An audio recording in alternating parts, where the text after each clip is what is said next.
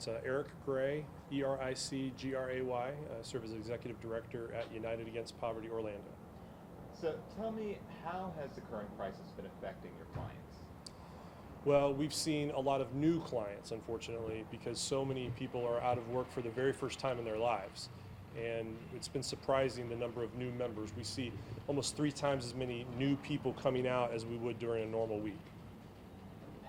And these new people, they are just trying to figure out what their needs are. How are you helping them basically navigate their current situation? Well, usually people are concerned primarily about housing, food, transportation, and childcare. And so what we're trying to do is help them in all of those ways, if any way possible. Sometimes it's just help filing for unemployment because nobody's ever done that before in their family. Maybe filling out a form for SNAP benefits because nobody's ever done that in their family. And sometimes it's just being able to sit and talk through these different scenarios and have somebody to listen, because frequently people who are struggling for the first time are too embarrassed to talk to a loved one or somebody they trust. And so having an objective ear can be the most helpful thing that we do. What challenges has the current situation put upon you, just how you guys operate? Well, the most immediate challenge was on the staff themselves. They were really scared. They weren't really sure what to think about even just coming in. A few staff really needed to work from home because they were concerned about their own health.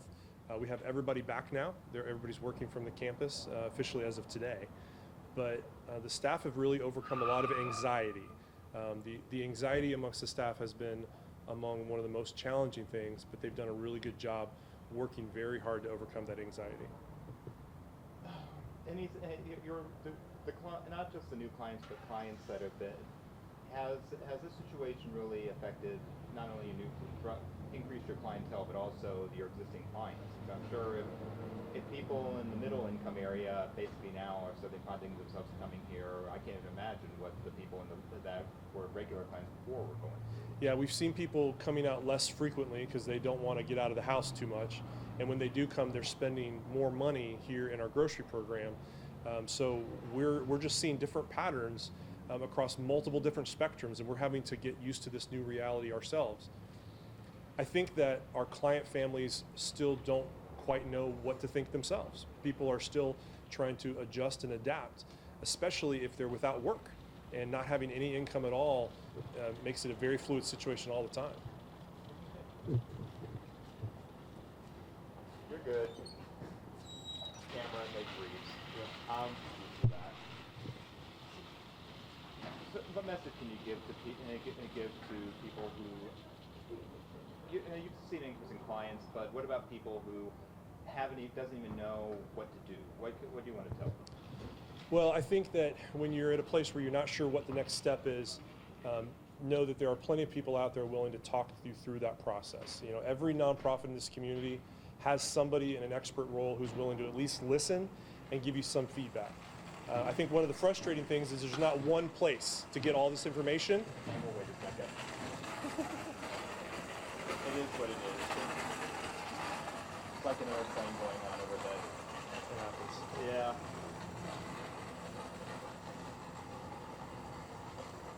I think the most common frustration that I hear from people is there isn't just one place where you can go and get all the information and answer all the questions at one time. Unfortunately, it takes a little work. And there are a lot of places out there that can help, but you have to do a little bit of work and have a little bit of patience before you get the answers that you need. Anything else that we think? No, I think that kindness is probably the most important reaction to anything right now. I think most people are feeling a very heightened level of stress and anxiety. And in your instance, when you have the ability to express some kindness, being nice right now is one of the most valuable commodities there is. And how has I was talking to someone in Osceola who said the nonprofits there have basically been coordinating together. Has that been happening here in Orange County? Yeah, so we all coordinate pretty regularly anyway, especially the social service agencies. So there are networks where we can update information like through the 211 system, but we also have a lot of relationships within the sector to where if I have a need that I can't address, then I'm going to call somebody. We've been working with the Homeless Services Network. We've been working with every shelter here in the community. We've been working with the Victim Service Center. We're working with anybody that requests it, and then when we request it, they're able to help us at a moment's notice.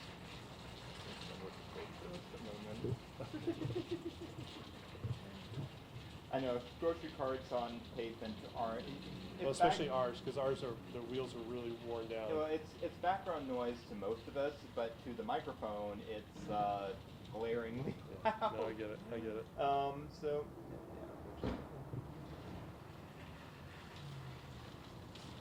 So how has the getting working together, being able to fit clients to where they need to go, help all the nonprofits in the current situation? Well, I think that in this type of time, it becomes more obvious what the nonprofit community can do to help people in need. And because of that, we have supporters who've just called us and say, hey, we want to help you. We want to make a contribution. We want to come out and volunteer. That doesn't happen a lot. I think the media has done a really good job of highlighting those agencies that are trying to help, the neighborhoods that are trying to help, the schools that are trying to help. I mean, everybody's trying to pitch in. And I think media has done a really good job of highlighting those because it makes it very clear, very apparent to the people in town who can be supportive, so they are being supportive. And actually, I had something it's like going on, I've lost it. What are there any needs that your organization needs? Basically, what would you say your greatest 3 needs are right now? Well, our greatest needs right now, number 1 is volunteers, and number 2 and 3 is volunteers. We are really struggling to get people to come back out and volunteer here at the campus. All of our groups have canceled because they just don't really know what to do and how to coordinate. So we're really in need of those individual couples, families, or just a single person who wants to come out, pitch in, and bag some groceries one day. That's what we're in most need of right now. And just in general, helping out in the grocery store, helping out in the front office. Yeah, our volunteers do a little bit of everything, but the most common is helping to stock shelves in the grocery. We have volunteers that will bag groceries. We'll have volunteers that'll help clean, and they'll help with the check-in and welcome desk stuff. But the most common thing is just taking food from the warehouse and getting it on the shelves, because if it's in the warehouse, it doesn't help anybody. And that's where we need volunteers the most.